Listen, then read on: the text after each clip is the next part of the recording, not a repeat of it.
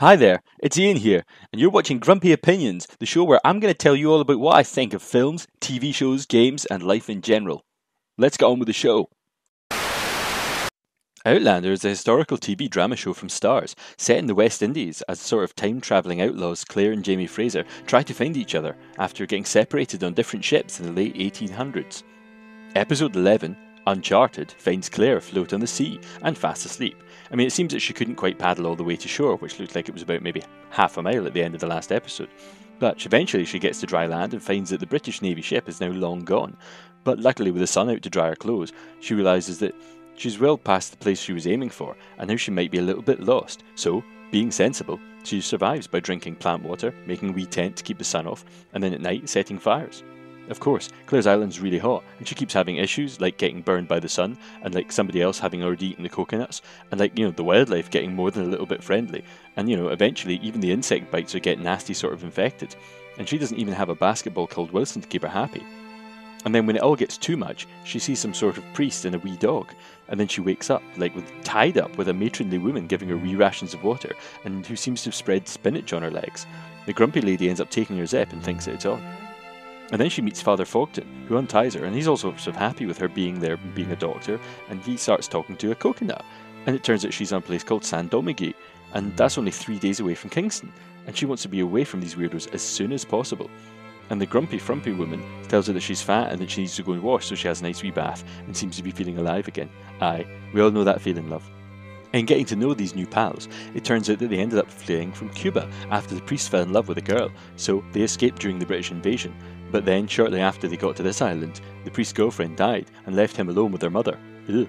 And then, of course, he wants to keep Claire there for a few weeks because, he kind of likes having a lady around. But both Claire and the grumpy woman want her to leave.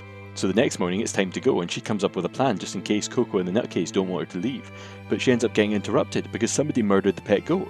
And Papa Fogton's really upset about this, so he puts some beetles on the goat's head to clean it. And then he mentions that he's got them from a cave called a Bandaway. And a Chinaman nearby from a damaged ship ate the goat. And Claire remembers that the name Abandaway from the psychic woman from a few episodes back in Edinburgh, and that she guesses that the shipwreck could be the Artemis since, there's a Chinaman on board, and that could mean Mr. Willoughby, so she rushes off to the brush and then cuts her arm in the process. And then Jamie and Fergus meanwhile are hanging out on the beach, and it turns out that all that happened to the ship was the mast came down in a storm, but a captain and a few of the men have died in the accident. But luckily none of the Highlanders have gone, of course. And that, of course, Jamie's been kind of put in charge of everything other than the actual captaining and steering of the ship. So once the repairs are done, and they're about to get their stuff sorted and make sail and go away, but Claire manages to arrive just in time to catch them. So Mr. Willoughby sews up her bad arm, but Jamie seems unfazed by the Navy being after him and decides that, the best use of their time before setting off is actually to have Parsley and Fungus married, by the old mad missionary. So then, Mr. Willoughby gives him a chicken and everyone becomes pals. And that evening, Claire and Marsley end up having a kind of wee lassie's heart-to-heart about love, sex and contraception, and they seem to be getting on really well. And the wedding itself is a total shambles of nearly Princess Bride proportions, with the father nutcase, first getting the wrong groomsman and then being confused by Fergus's missing hand and muttering to himself a little bit about Marsley's name. And it's all going kind of weird and strange until Fergus realises he doesn't actually have a surname. So Jamie names him a Fraser, and then the marriage happens, and then it's back to the ship, where an oddly drunk acting Claire, who seems to be a little bit feverish, needs to take some antibiotics. So Jamie kind of helps out, but he gets weirded out by the idea of the syringe, and then after that, it's time for just a little bit of old-fashioned romance, even with an interruption from Mr. Willoughby.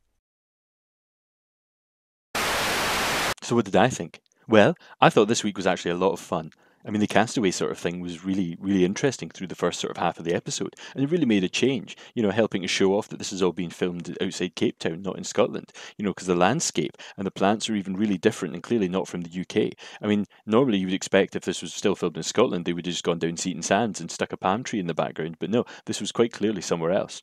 And it was a really brave choice to show that Claire was kind of at her worst, having Katrina Balfour sunburned and scabby-legged, and really kudos for them not putting much dialogue into that first half of the episode, just that wee bit of voiceover, and then nothing else until she got to the missionary place.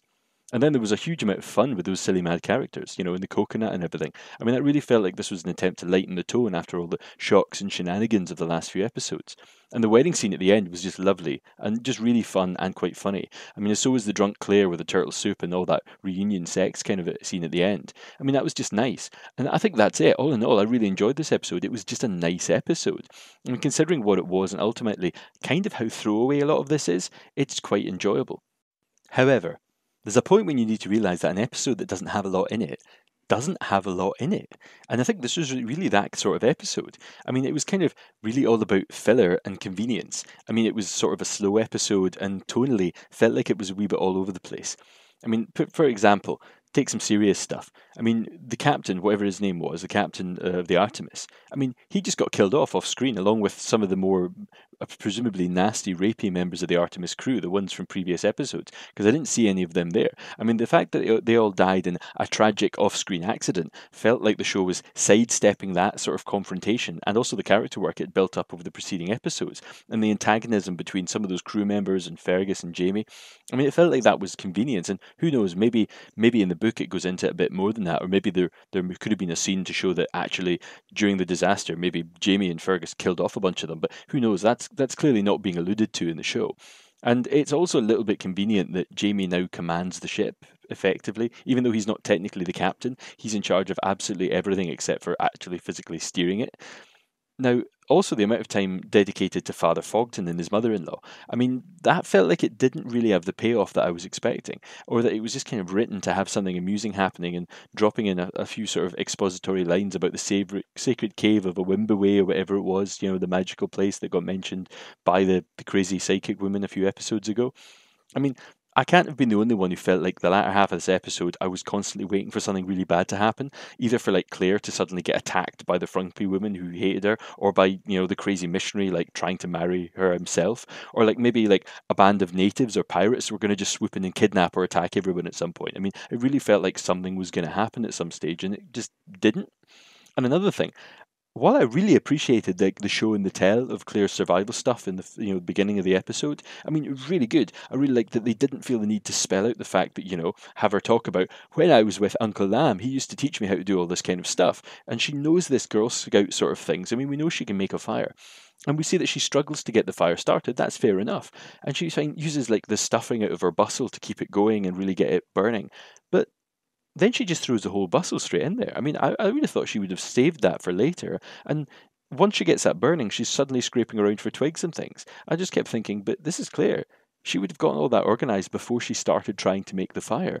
I mean, it just seems like kind of schoolgirl errors. Anyway, I know we're getting to nearly the end of the season, and I presume there's some really big stuff on its way, but this kind of felt like what you would refer to like as a Monster of the Week episode in most shows, if you know what I mean. It's all kind of standalone, kind of throwaway, and very little of significance seemed to actually happen in the long-term scheme of things. But anyway, I really did actually enjoy it. It was good fun, but I hope to get something slightly meatier and more, exciting next week. So till then, I've been Ian, and these have been my grumpy opinions.